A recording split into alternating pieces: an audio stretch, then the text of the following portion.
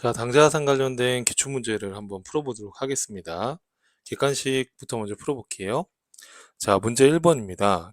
다음 중 회계 기준상 매출 채권에 대한 설명으로 올바르지 않은 것은 이렇게 되어 있습니다.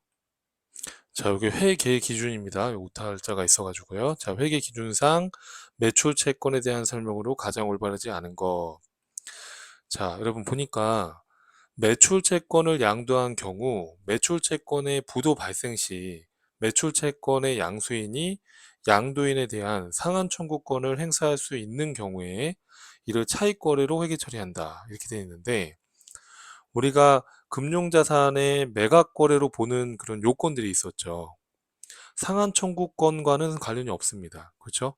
상한 청구권과 관련이 없기 때문에 상한 청구권이 있냐 없냐로 이걸 매각거래 차익거래로 구분하는 건 아니에요.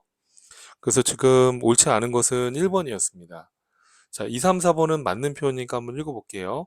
장기 할부 판매 시 발생하는 장기 매출 채권의 명목가액과 현재 가치 차이가 중요한 경우에는 우리가 현재 가치로 평가한다라고 했었죠. 자, 매출 채권은 주된 영업활동과 관련된 것으로 외상 매출금과 받으러움을 통합한 것을 의미한다. 맞죠? 매출 채권에 대한 대손 비용이 발생되면 이건 매출 활동이기 때문에 판매비와 관리비로 구분하는 게 맞습니다. 요거 이제 뒤에 대손 쪽에서 또 말씀을 드리게 될 거예요. 자, 2번으로 가볼게요. 제품 판매 대금으로 보관 중인 어음 100만 원을 만기 시 은행에 추심 의뢰하였으나 금일 부도가 발생하였다는 통지를 받았다. 지급 거절 증서 작성비 5만 원, 부도 관련된 비용 4천 원을 현금으로 지급했을 때 부도 어음과 수표, 즉 부도음으로 회계 처리돼야 될 금액이 얼마냐? 얼마일까요? 그렇죠. 이 100만 원뿐만 아니라 지급거절 증서 작성비나 관련된 비용도 같이 나중에 청구해서 받아내야 되니까 얼마겠어요? 5만 4천 원이 부도음과 수표로 반영이 되는 겁니다. 자, 3번입니다. 금융자산에 대한 설명으로 옳지 않은 것은 자, 금융자산은 금융상품의 계약 당사자가 되는 때에만 재무상태표에 인식한다 라고 했었죠. 이게 원칙이죠. 자, 양도자가 금융자산에 대한 모든 통제권을 상실했다면 매각거래로 본다라고 했었죠. 맞죠?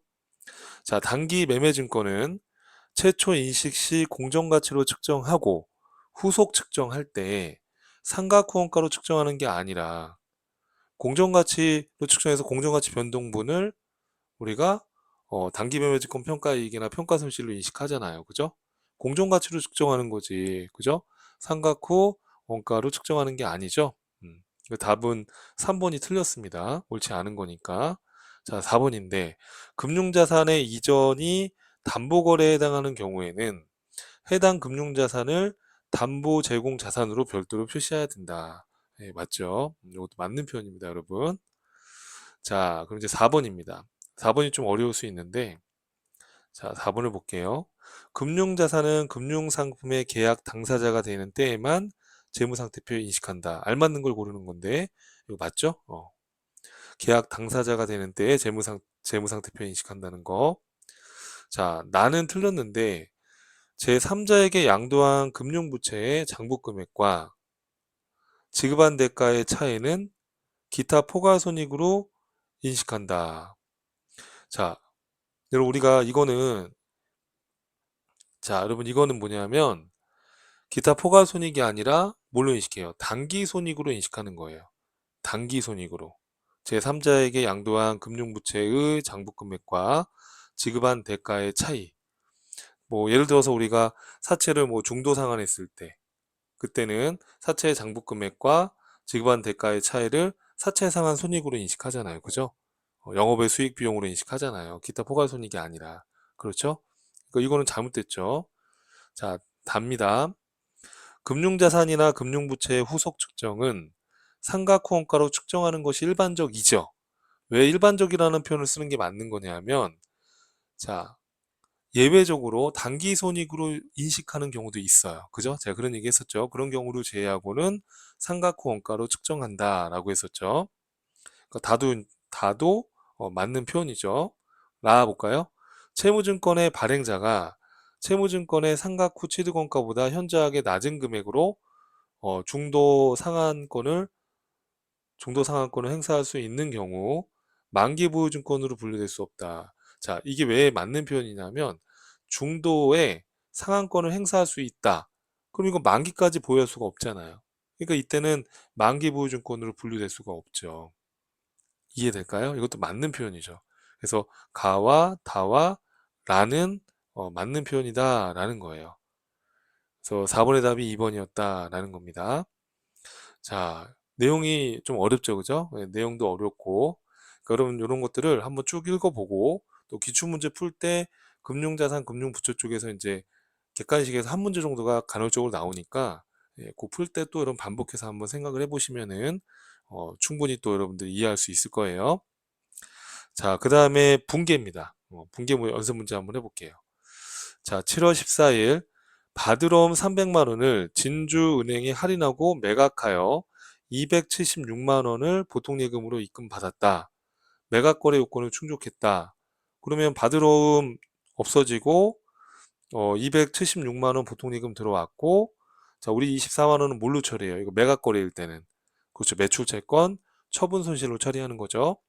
만약에 문제에서 차익거래로 해라 그러면 어떻게 써야 돼요, 여러분? 차익거래로 해라 그러면. 차익거래로 하라 그러면 어떻게 써야 돼요? 만약에 차익거래로 하라 라고 하면, 그렇죠. 이때는 단기차익금, 그리고 요 할인료 낸 거는 이자 비용, 이렇게 해서 정리하는 거 기억나시죠? 그러니까 문제 잘 봐야 됩니다. 오늘 문제 풀 때. 자, 그 다음에 자, 주식회사 한국에 대여한 자금에 대한 자료이다. 결산일에 필요한 회계 처리를 하시오 이렇게 돼 있어요. 자, 1기 4월 1일부터 2기 3월 말까지 1년간의 5% 이자를 받기로 하고 돈을 대여해 준 겁니다. 그래서 지금 결산일에 필요한 회계 처리니까 그럼 1기 12월 말에 우리는 수익을 예상해서 미수 수익을 잡아야죠.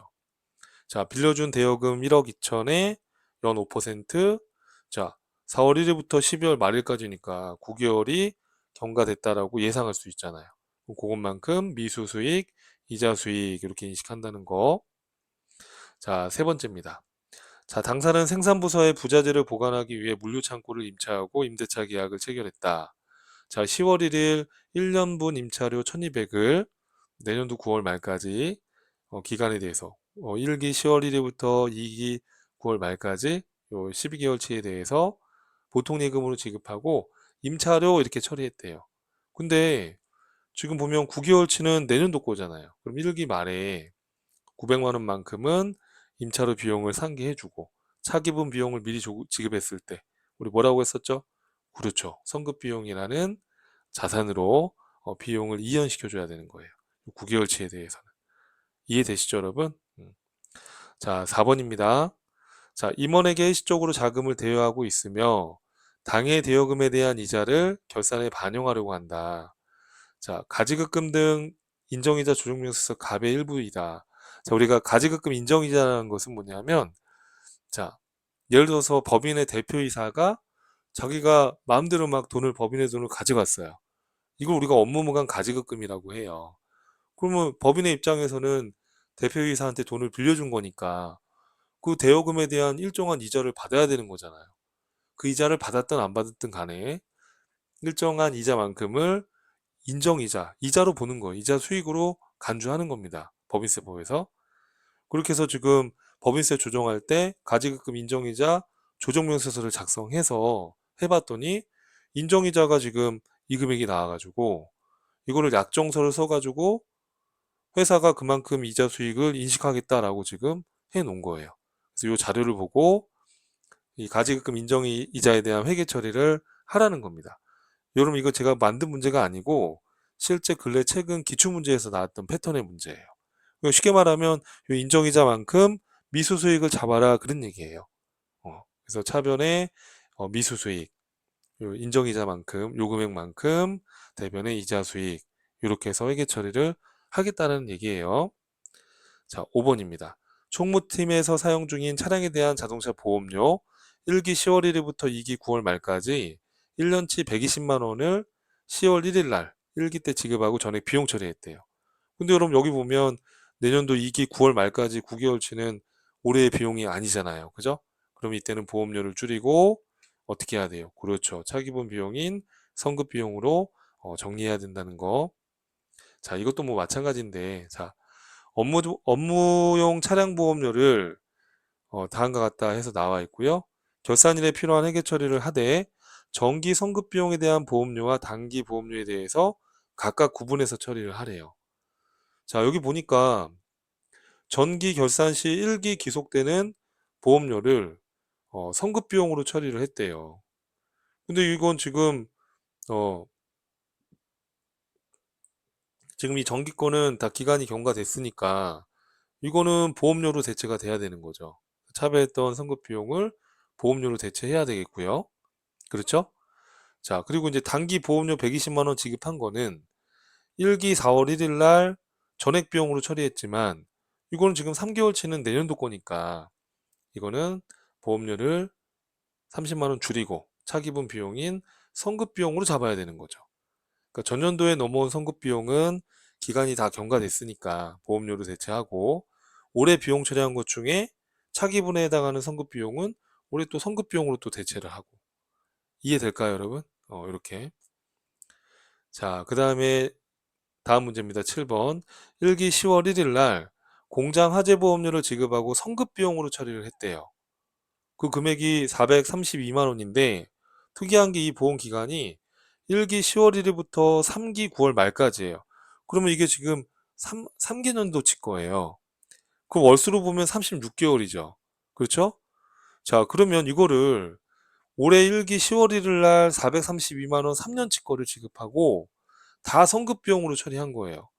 근데 1기 12월 말에 올해 말에 보면 지금 10월부터 12월까지 10, 11, 12월 3개월이 이미 기간이 지났으니까 다 성급 비용으로 차변을 지금 해놓은 거니까 요 3년치 보험료 중에 36개월치 중에 올해 3개월치 36만 원만큼은 올해 보험료로 대체하는 게 맞겠죠.